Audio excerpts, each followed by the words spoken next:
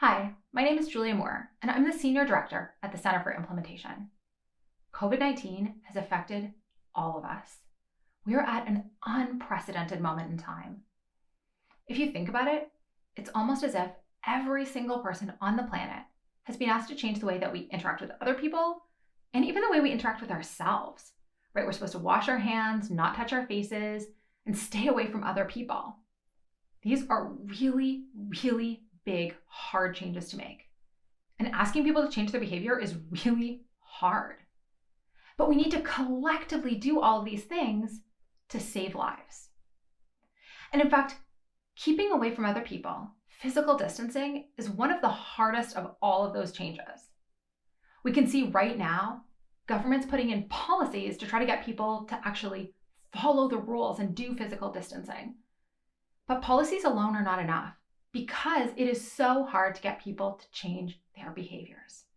And we see this if we look at the number of COVID cases day after day increasing over time. And so what can we do? Luckily, there's actually a science of how we can change people's behavior like this. And it's called implementation science. And we can use this science to guide how we support people around the world to change their behavior and practice physical distancing. So at its simplest form, implementation science has 3 steps. First, we need to describe what it is people actually need to do differently. So we need to provide really clear guidance on what physical distancing actually means, because that's not clear to everyone, right? Are you allowed to go outside? Can you walk as long as you stay far away from someone? What's that, can you sit on your front lawn and talk to people? What does it really mean to be physically distancing? But telling people what that means is not enough, because change is hard. And we need to understand why people are making changes or aren't making changes.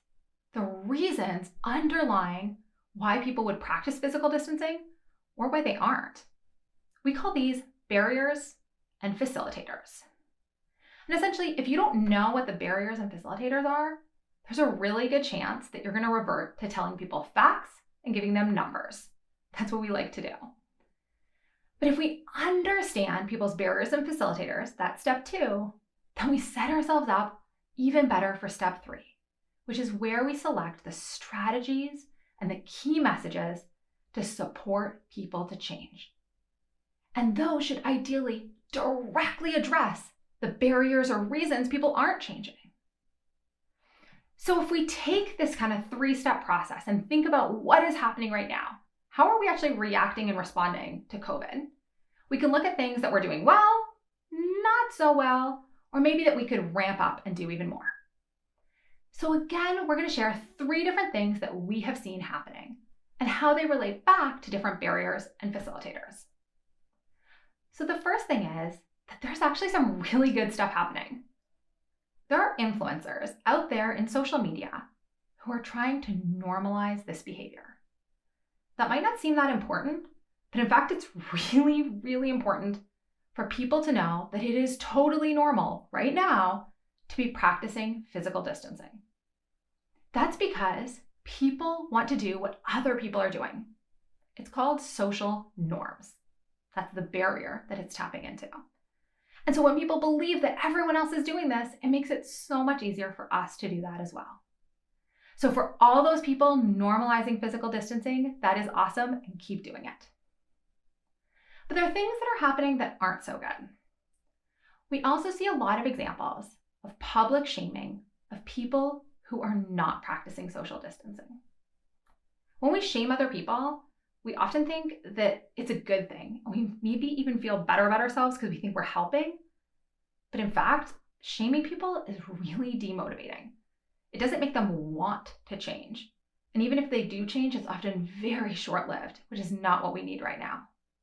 So we need to step away from public shaming. But what can we do instead? One of the big things we don't see that much of going on right now that could be so helpful is positive reinforcement. Positive reinforcement really helps us do something more and more and more. We see this all the time when you think about kids, right?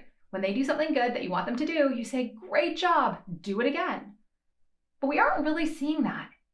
even though millions and millions of people are practicing physical distancing right now. Even though it's hard, even though they're struggling, they're doing it. And so let's positively reinforce the changes that have already been made. And that will inspire them to keep going and help other people want to get on board as well. So let's really focus on normalizing the behavior, doing a lot less public shaming, and more positive reinforcement. And so here at the Center for Implementation, we support people and organizations to change. And so in an effort to help people change behavior related to physical distancing, we want to better understand people's barriers or reasons for changing or not changing. And we have opened up a questionnaire, a really short questionnaire, where we want to hear lots of different perspectives on why you think that people are practicing or not practicing physical distancing. And so we would be so grateful if you could first complete this questionnaire, answer the questions, and share your perspective and insight. Second, we would love it if you would share with your networks, friends, family, colleagues, coworkers, especially if they see the world a little bit differently than you, because we want lots and lots of different perspectives. And then we're going to use all of this information to create guidance and insights into what the science tells us we can be doing better to address these different barriers. If you want to hear about our updates, you can subscribe on our website or follow us on Twitter. We want to thank you so much for your time and your help. We wish you to be safe and healthy at this very challenging time.